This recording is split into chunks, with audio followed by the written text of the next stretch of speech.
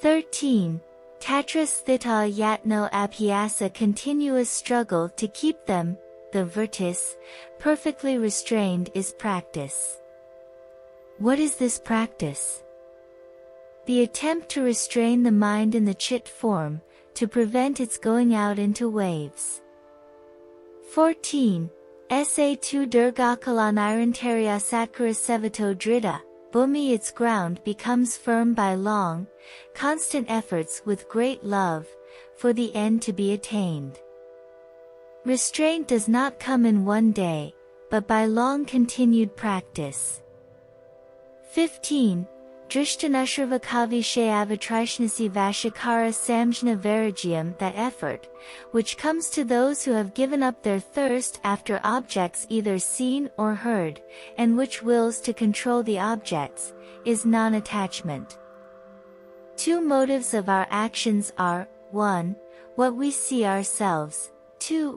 The experience of others. These two forces are throwing the mind, the lake, into various waves. Renunciation is the power of battling against these, and holding the mind in check. Renunciation of these two motives is what we want. I am passing through a street, and a man comes and takes my watch. That is my own experience. I see it myself, and it immediately throws my chit into a wave, taking the form of anger. Allow that not to come. If you cannot prevent that, you are nothing. If you can, you have varagyam. Similarly, the experience of the worldly minded teaches us that sense enjoyments are the highest ideal. These are tremendous temptations. To deny them, and not allow the mind to come into a wave form with regard to them, is renunciation, to control the twofold motive powers arising from my own experience, and from the experience of others, and thus prevent the chit from being governed by them, is varagyam. These should be controlled by me, and not I by them. This sort of mental strength is called renunciation. This varagyam is the only way to freedom. 16. Tatparan Purashakyatar Gunnavatrishnyam, that extreme non-attachment, giving up even the qualities, shows the real nature of the Purusa. It is the highest manifestation of power when it takes away even our attraction towards the qualities.